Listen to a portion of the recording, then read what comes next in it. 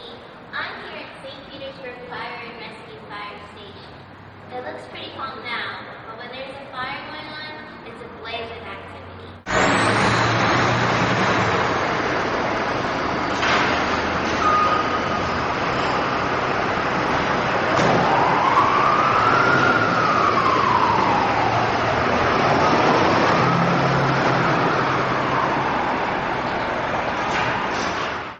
We met with a St. Petersburg Fire and Rescue firefighter to talk about different kinds of fire extinguishers and how they work. My name is Firefighter Donnie Cook. These three fire extinguishers, they're all considered pressure extinguishers, just meaning that they're under pressure. When you pull the trigger, the air pressure that's in it actually forces the material down and up a spout that comes out of the nozzle.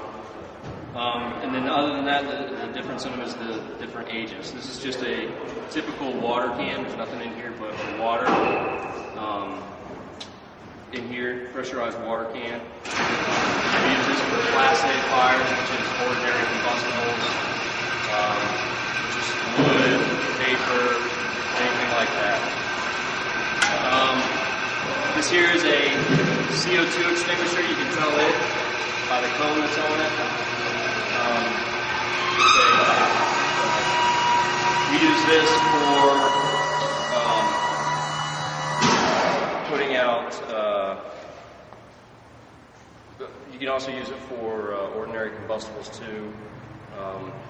And then you have your dry chem extinguisher, which is this one here, and this here is used to put out. You can use this on Class C fires typically as a smothering agent. He also talked to us about different types of smoke and carbon monoxide detectors. It's your standard smoke detector here. This is just a battery-operated smoke detector. It just runs off of a 9-volt battery.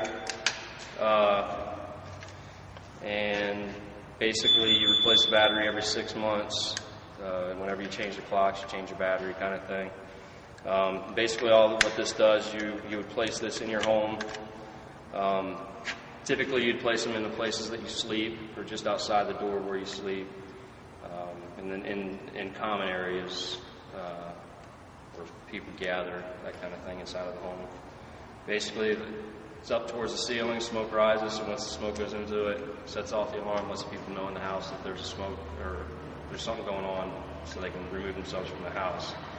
Another type of smoke detector that you would have would be a hardwired smoke detector, which would have a battery backup on it, but then it would also have a wire that comes out of it that plugs into an electrical system in the house and is monitored by a monitoring company.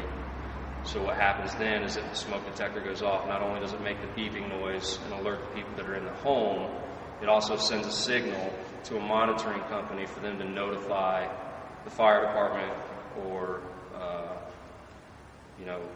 emergency services to come to the house and check out and see what's going on. Smoke detector reads just smoke particles that are in the air. There's different technologies on that, the way that they read. Carbon monoxide detector reads pretty much the products of combustion, which is carbon monoxide. Whenever there's a set rating here, and whenever that builds up, it'll trigger this, and it'll alert you that there's a carbon monoxide in the atmosphere.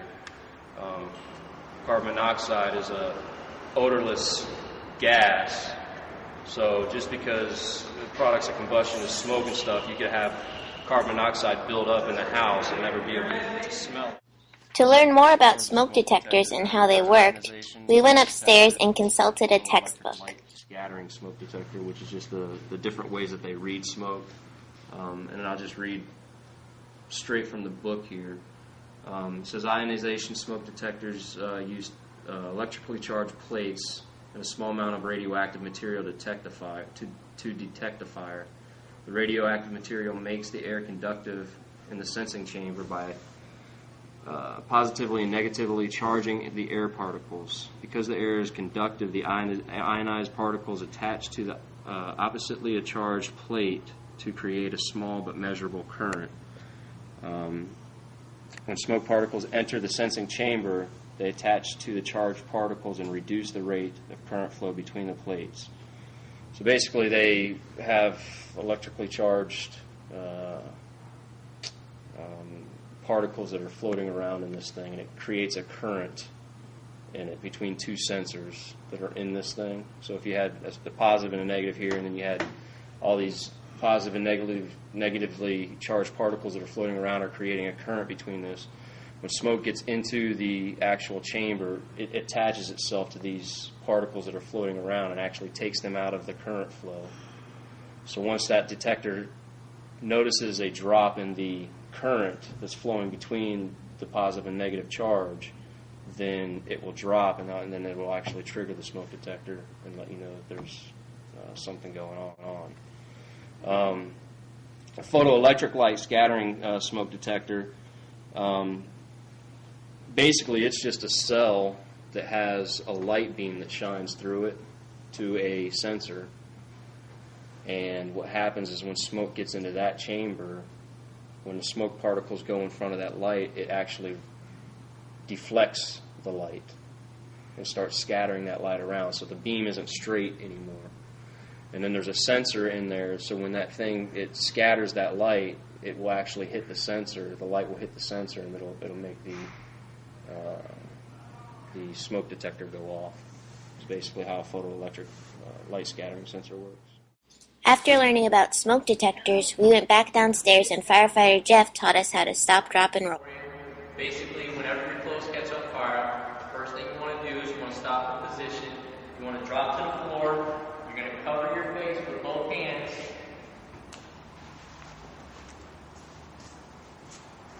And you're going to roll back and forth over and over to smother the fire.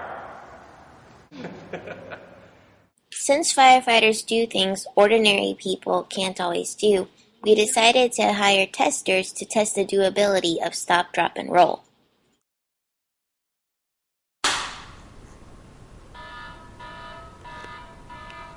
Smell that?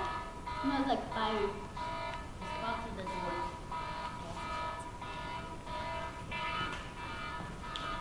See if it's hot. No, you can't go.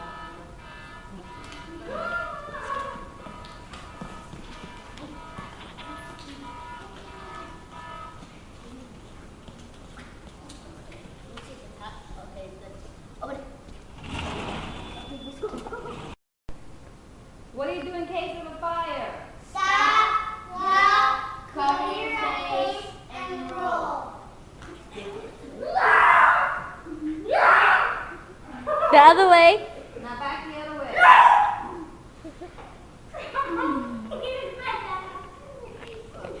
Okay. Okay.